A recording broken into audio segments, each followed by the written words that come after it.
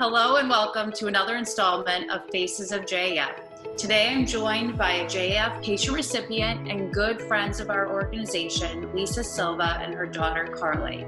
Hi, Lisa and Carly. Thank you so much for joining us today. Can we take a brief minute and hear from you what your journey as a family, but Carly's journey has been to date?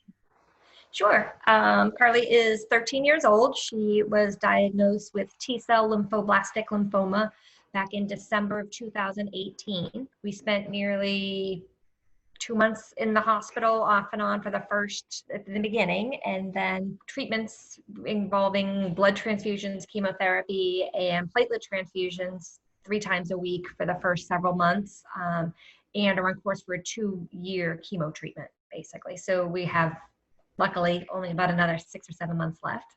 We've all watched people in the public or someone close to us go through, a diagnosis, but not necessarily always understand what those financial implications are for a family.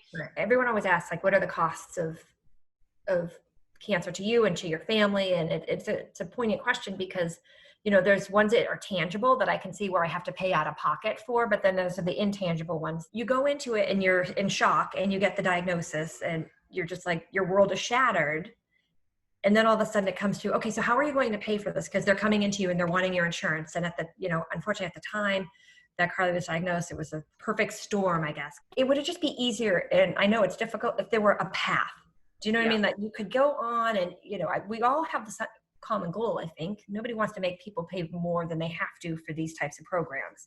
Right. But I just think I personally was in a situation where I was so overwhelmed and trying to figure it out. Some people are, by themselves trying to deal with everything. And like you said, it's like for you is a perfect storm with your situation, but your story can probably be replicated, right? And probably is every single day. And not that yours is not needed to be loved on, but this, the sadness of the world is that does happen. So would you be as bold to say that the financial piece of it should be a part of the treatment plan when they sit down with you and talk about what it means to have a cancer diagnosis and to successfully treat?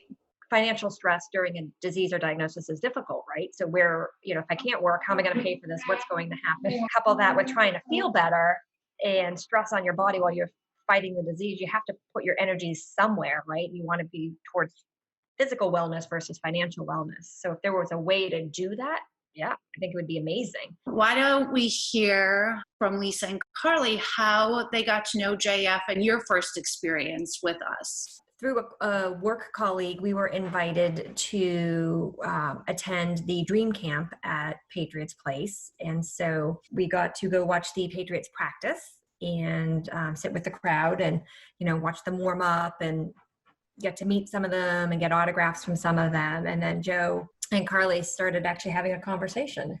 It somehow came to light that he wanted to sign her hat, actually, because all of the players had signed her hat, but that wasn't enough for Joe, right? So what did he end up doing? He signed right here on my head. On her forehead, yeah. We believe at the Joe Andruzzi Foundation, those upbeat moments, that laughter really can help shine a light on creating some normalcy when going through such a challenging time with a cancer diagnosis and treatment and all of those things that you have to deal with. So I can imagine that belly laugh was something that you were able to continue, not only in that moment of doing it, right. Oh my God, somebody's name just went on my forehead, but then the days and weeks after when you were telling everybody about it and sharing. Fast forward months later at the foundation's gala in November, you actually raised your hand and said that you wanted to help the foundation. For the highest bidder, you would sign Joe's head with your name and your autograph, which raised a lot of money for the foundation for us to in turn help a lot of cancer patients and families. So thank you for, creating that memory, not only for yourself, but also for the foundation. Lisa, through a partnership with another nonprofit, One Mission, we were able to help your family at the end of last year, and just so happy that we were able to connect in another way, but also bring a little bit of ease to your family for just a month. The financial assistance grants that we do offer, they are one-time grants to help some families and some patients get to that next side, right? It was a big help, and we really appreciate it. And again, every bit that you do would mean so much to different people. So we don't know what individual struggles are, but what the general struggles are. So that's amazing. How have you guys been doing as a family? How has this pandemic affected Carly's treatment, or how, your family just does your daily activity? It has changed things quite a bit, obviously, for every single person on the planet, but for us in particular, in regards to treatments, ironically, you would think that they would want to see them more often just to make sure that they were doing well. But the reality is that they don't want them in clinic. So we have more treatments that are being done at home. So we have the VNA will come in and draw labs and make sure she qualifies to receive any type of chemo. And then when she does, I'm administering it, or the VNA is administering it. And then only every other third week do we actually get to go to clinic. And to go to clinic now is very different, right? It used to be kind of an upbeat, positive experience for the kids, as positive as it could be. But now it's one chair. Yeah, you can't sit next to each other. You can't do anything. You have to go through multiple checkpoints in order to get into the building.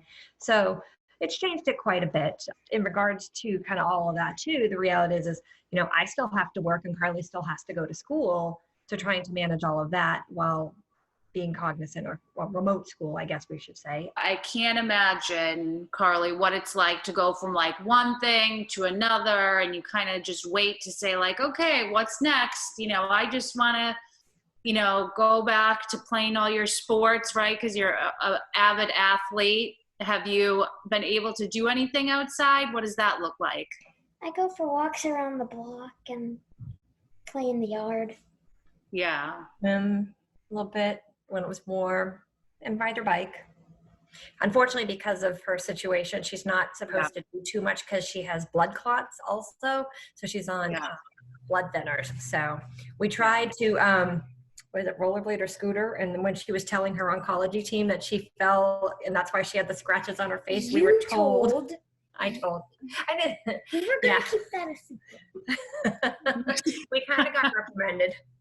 So. Well, Lisa, thank you for sharing with us today. And Carly, thank you. And we're so glad to have you in our lives. Thank you for having us. Thank you. We look forward to many adventures ahead.